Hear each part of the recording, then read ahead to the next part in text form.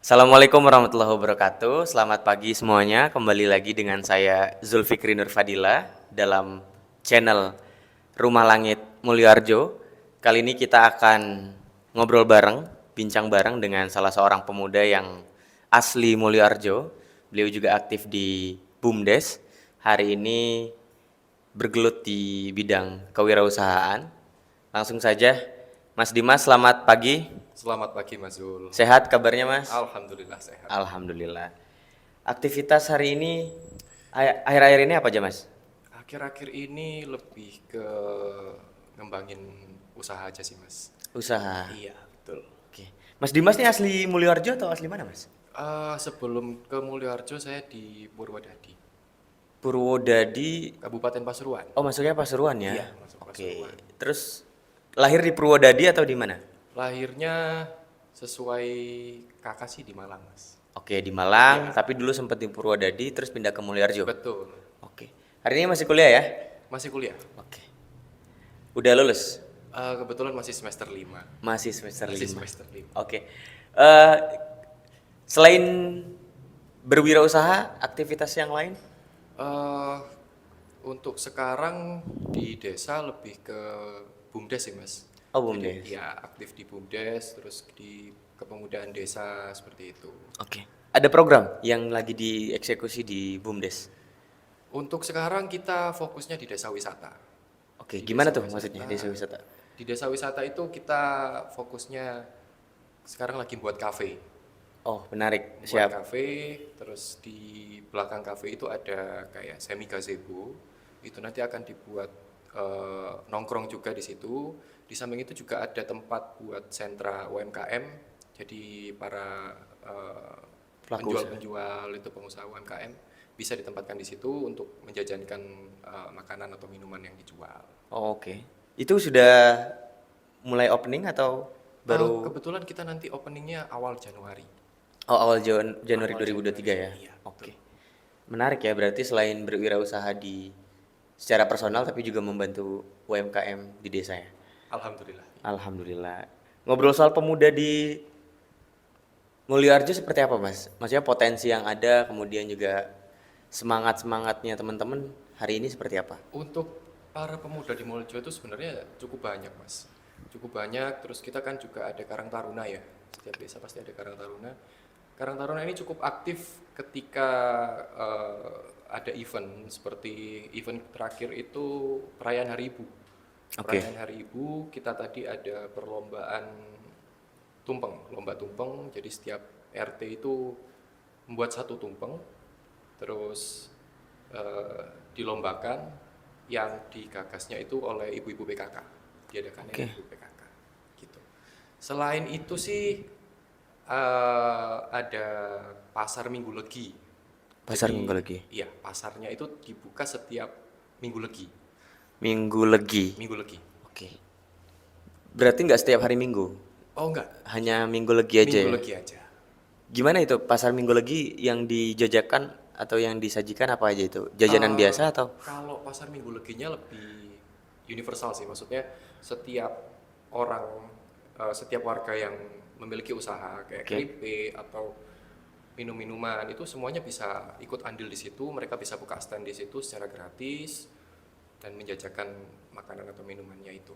Oke. Tanpa ada pajak atau biaya-biaya yang lain? Tidak ada, Oh, tidak ada. tidak ada. Memang murni penyelenggaranya desa. Murni penyelenggara desa. Oke. Menarik ya. Sejauh ini berarti banyak atensi dan keterlibatan masyarakat, khususnya pelaku usaha di pasar Minggu Legi ya. Karena kemarin kita baru opening, jadi baru sekali. Tapi antusiasme warga itu cukup tinggi, Mas. Jadi begitu kita buka dan alhamdulillah ternyata acaranya rame gitu, dan peserta penjual-penjualnya itu juga banyak gitu. Oke. Start kita jam 7, end-nya jam 11. Jam 7 pagi. Jam 12. Iya, jam 7 pagi Oke. sampai jam 12. Kebetulan kemarin juga karena opening ya, itu ada dibarengi sama Jalan Sehat. Hmm. Jalan Sehat, ada pembagian hadiah-hadiah door prize gitu. Oke. Tapi kalau dari segi profesional di Mulyoarjo, mata pencariannya kebanyakan teman-teman Eh, di bidang di sektor apa, Mas? Kebanyakan sih tani ya mas, Oke. kebanyakan petani terus setelah itu ada pekerja pabrik. Pekerja pabrik di Mulyoarjo sendiri atau di luar? Sebagian di Mulyoarjo, sebagian di luar. Cuman kayaknya lebih banyak di luar. Lebih Hmm, banyak di luar. Terus setelah itu mungkin ini UMKM itu sih.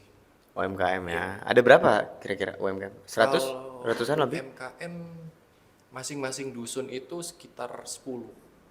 Ada Kita berapa dusun? di Mulyoarjo ada 4 dusun, jadi mungkin sekitar 40-an ya. 40-an ya, 40 sampai 50. Itu juga mendorong kemandirian desa juga ya, Betul, betul. kesejahteraan di bidang ekonomi. Terus pemuda-pemudanya sendiri banyak yang UMKM juga, berwirausaha juga. Kalau pemudanya sendiri untuk memulai UMKM kayaknya belum belum banyak sih mas. Cuman beberapa ada, mungkin 3-4 orang ada. Oke. Yang tapi yang eh, dominan tuh mereka ngebantu orang tuanya untuk menjalankan UMKM itu sih. Jadi ngebantu orang tuanya masing-masing ya. Betul. Oke. Terus sejauh ini yang mungkin perlu didorong di tingkat kepemudaan di Desa Mulyoarjo apa? Kreativitasnya kah atau kemandiriannya kah? Apa kira-kira menurut Mas Dimas?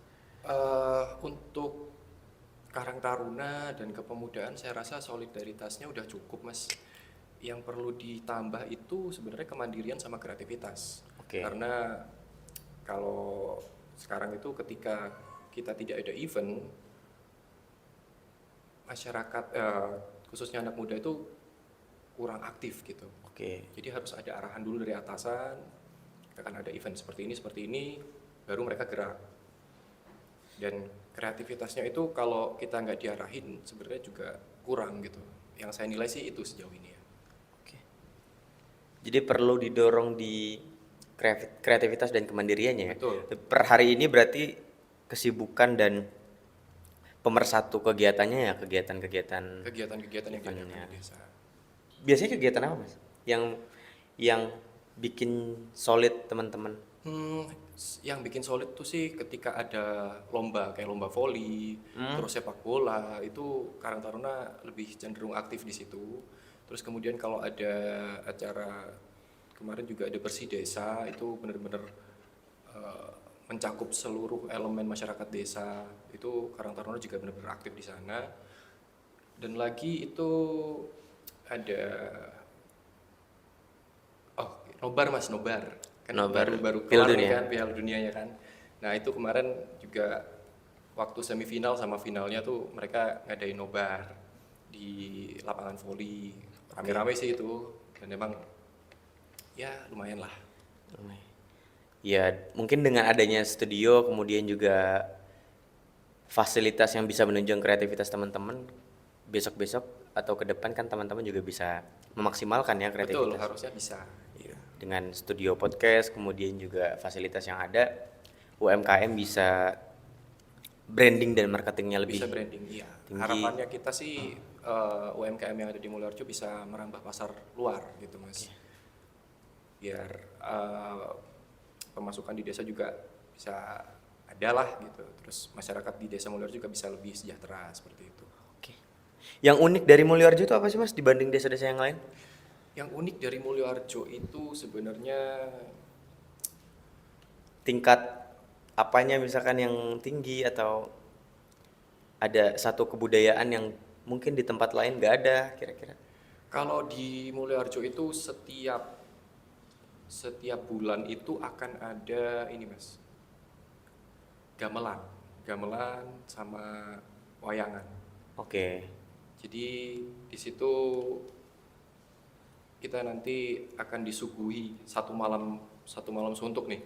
Itu akan disuguhi gamelan sama wayang yang mungkin ada desa juga yang menerapkan seperti itu cuman kita sistemnya menerapkan setiap bulan gitu.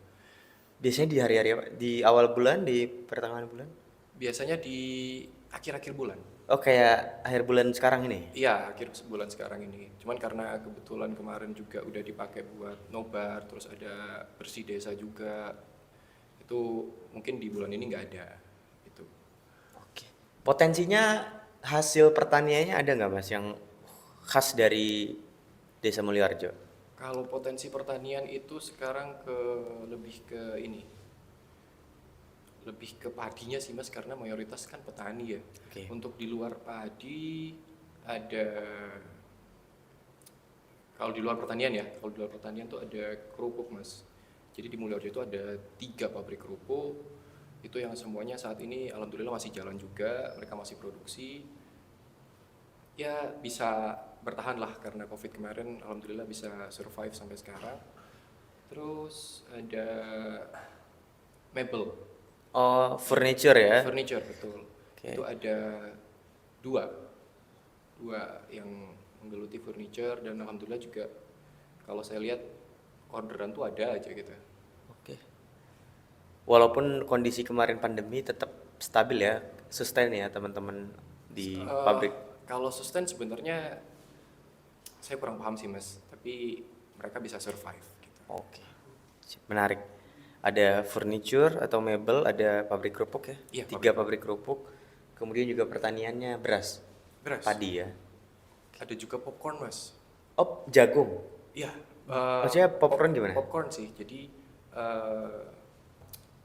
salah satu UMKM yang ada di Mulyorejo itu popcorn. Merambah pasarnya itu sebenarnya udah lumayan, udah sampai di sekitar Pasuruan Kabupaten, sampai Pasuruan Kota gitu. Itu digagas oleh Pak Sekdes, Pak Sekdes. ya Pak Ibnu Alwan. Beliau ini sebenarnya basicnya emang wirausaha. Waktu itu sebelum popcorn dia jalan usaha minyak apa ya? Yang buat wewangian Arab. Oh, oke. Parfum-parfum gitu? Iya, Minyak semacam parfum gitu. Terus karena ada 1-2 hal akhirnya beralih ke popcorn ini, dan kayaknya lancar sampai sekarang. Oke. Mas Dimas tadi kan present soal lagi berwirausaha ya, aktivitas hari-hari ini. Iya.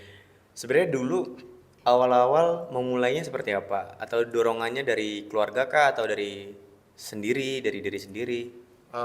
Kalau soal usahanya awal itu gak ada dorongan sih, lebih ke keinginan diri sendiri aja untuk pengen nyoba usaha gitu. Oke. Awalnya buka usaha itu jual kaos distro Mas.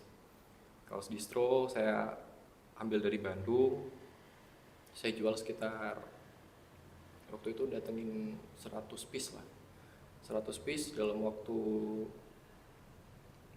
1 bulan tuh baru habis. Setelah itu nyoba order lagi, di orderan kedua ternyata agak menurun.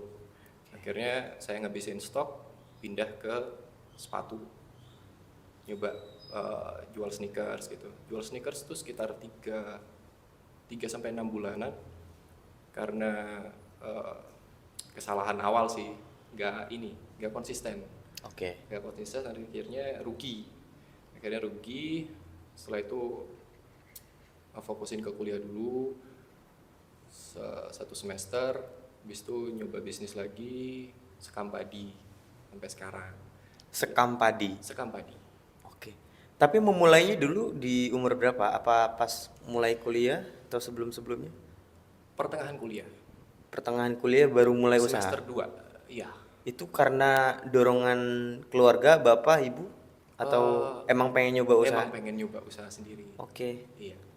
Sampai hari ini di sekam padi itu ya? Sampai hari ini alhamdulillah ada di sekam padi, ada di jagung, sama di alasnya ayam tuh Mas, alas ayam Oh, oke. pedaging. Oh iya ya, tahu. Itu alas kertas DOC namanya. Kira-kira sebulan dapat omset berapa Mas? Sampean? Ini dapur ya, tapi mungkin bisa jadi motivasi yang nonton supaya bisa mau berwirausaha juga. Kalau 2 digit, 3 digit? 2 digit lah ya. 2 digit 2 ya. digit. Berarti lumayan untuk mencukupi kebutuhan sehari-hari. Ya cukup lah Mas, biar kuliah ya. Dan yang lain-lain ya. Iya. Ya. Sandang, pangan, papan, Kalau papannya belum Mas. kebutuhan primer, sekunder itu Primer sekunder iya. cukup lah ya. Cukup. Iya. Gimana caranya buat ngebangkitin semangat untuk berwirausaha di tengah hari ini, apa ya, kita juga era digital kan, semuanya lebih mudah mengakses.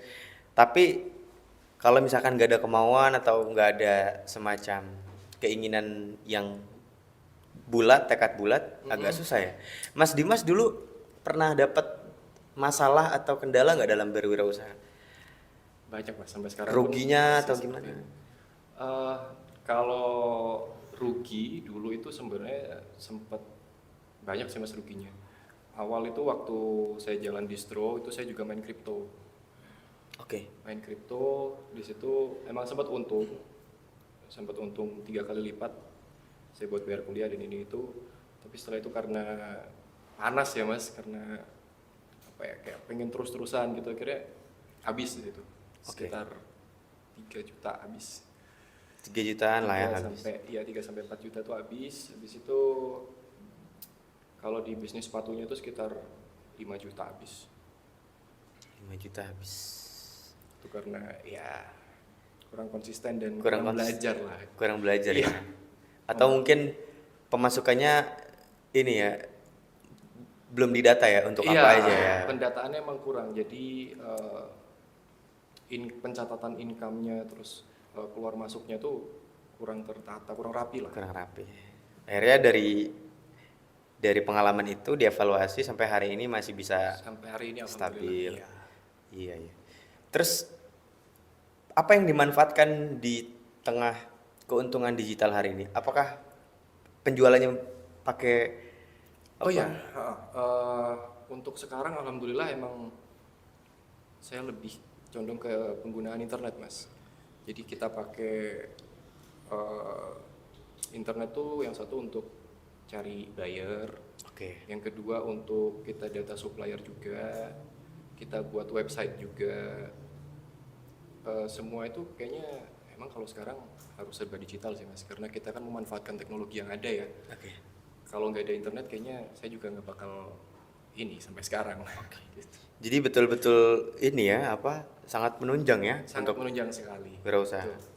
Nah, kira-kira dengan adanya Rumah Langit Mulyoarjo bisa menjadi satu alternatif yang bisa meningkatkan ekonomi kreatif dari Desa Mulyoarjo menurut Mas Dimas?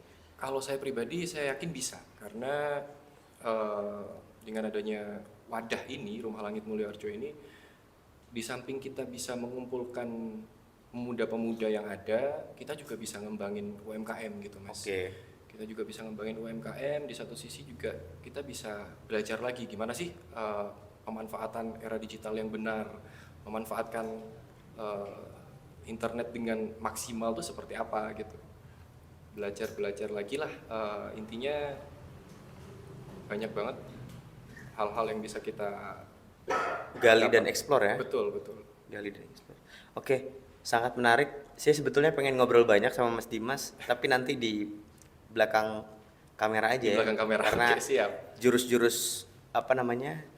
Mujurnya gimana bisa ekspor atau dapat omset 2 digit itu. Siap. Eh, Mas.